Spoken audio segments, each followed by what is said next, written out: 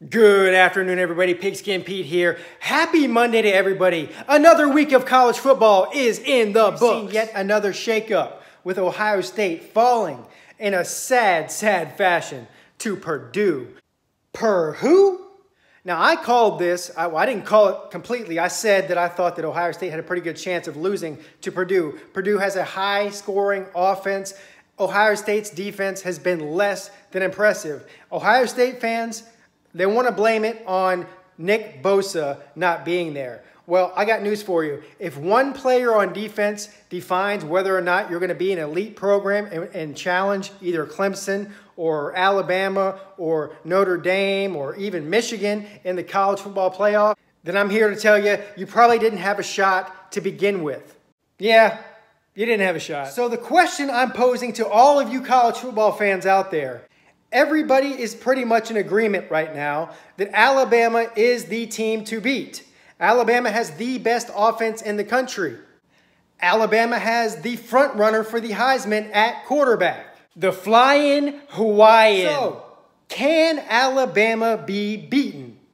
I say yes, it is possible. And let's run through the teams one by one right now that do have a chance. And then we'll figure out which one has the best chance. Let's start with Oklahoma. Now, I don't think it's any secret to anybody that in order to beat Alabama, you're going to have to score with them because they're going to put a lot of points on the board no matter who they're playing against. Now, in my opinion, Oklahoma has a very explosive offense that can keep up scoring with Alabama. Let's be real here. Alabama, since Nick Saban has taken over, well, at least since 2010 or so, you know, after Nick Saban's second full year there, Alabama every single year has had a dominant defense, a top 10, most of the time top 5 defense.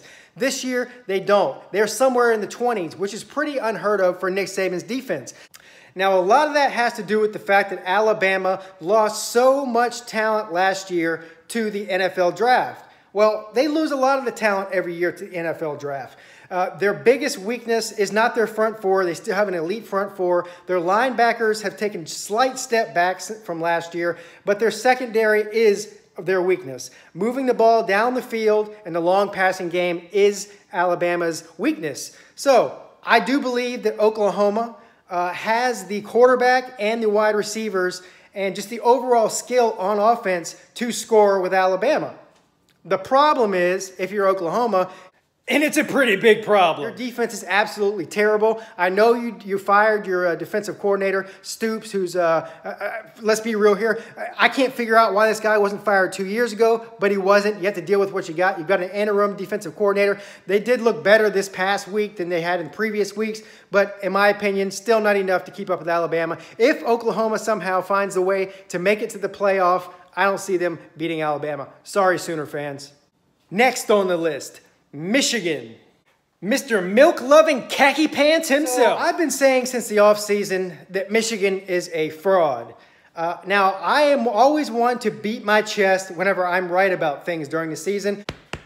Me right, you wrong. I will eat crow when I am wrong. The reality of the situation is Michigan is a much improved team than the previous 3 years, the first 3 years that Harbaugh, since he took over that program. Michigan fans, even the media has been saying Michigan only lacks one thing, and that is an elite quarterback to take them over the top. They went out, got Shea Patterson in the offseason from Ole Miss, and they have improved big time on offense. Big time? I don't know. That's a little bit of a stretch. Their defense, Michigan's, is probably the best in the country statistically. Clemson's is right there with them. I think they're number 2 right behind them. But Michigan's defense is for real. I mean, this is as good as it gets in college football this year, guys. They're loaded at every single position on the defensive side of the football. Their secondary is elite. Their linebacker core is elite. Their defensive line is absolutely elite. But that one guy with the long blonde hair, he's a little bit creepy. Now, Michigan's defense, as great as it is, may be able to at least slow down a little bit that elite wide receiver core and quarterback from Alabama. I don't think anybody, including Clemson, can completely shut that offense down. So the question is, can Michigan score with Alabama, considering there's going to be a defensive battle here? Although Michigan's offense is much improved, it's still not anywhere on the level to score with Alabama. It's not even as good as Oklahoma's. It's not as good as Clemson's. So I'm here to tell you, sorry, Michigan fans, simply because you've gotten better on offense, I still don't think you can score with Alabama. Next on the list, Notre Dame.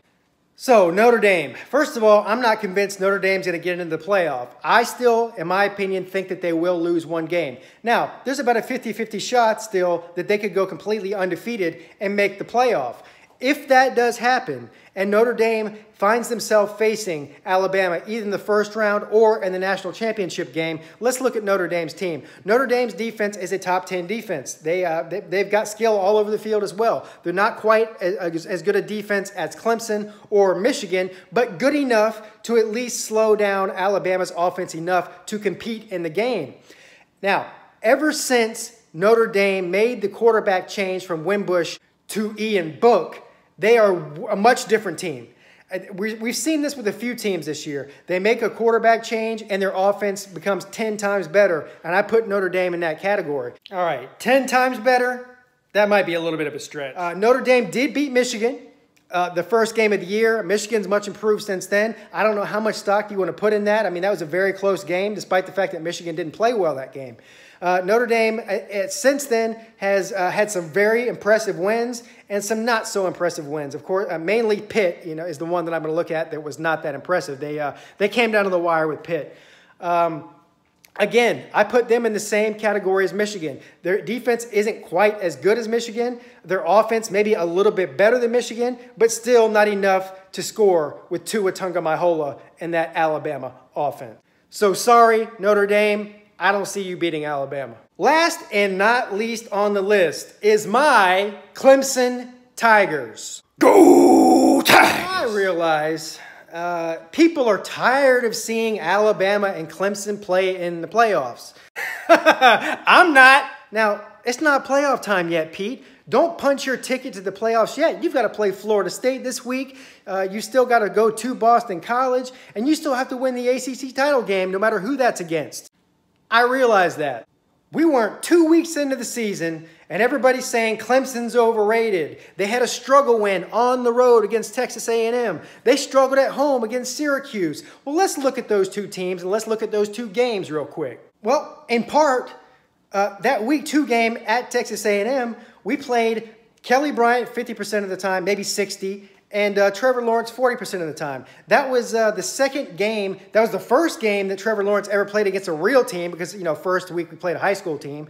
And Kelly Bryant, we all know, it just is not cutting the mustard. Didn't last year and really wasn't this year. That's the reason Trevor Lawrence got the starting job. Well, ever since then, we've seen Texas A&M continue to win. The only other team they lost to was Alabama in Tuscaloosa. Turns out Texas A&M is a really good team. I think Texas A&M will finish in the top 15, maybe even the top 10 at the end of the year. So that's going to be a great win on Clemson's schedule. Let's fast forward to the Syracuse game. Pete, you can't justify a struggle win against Syracuse at home. How can you do that?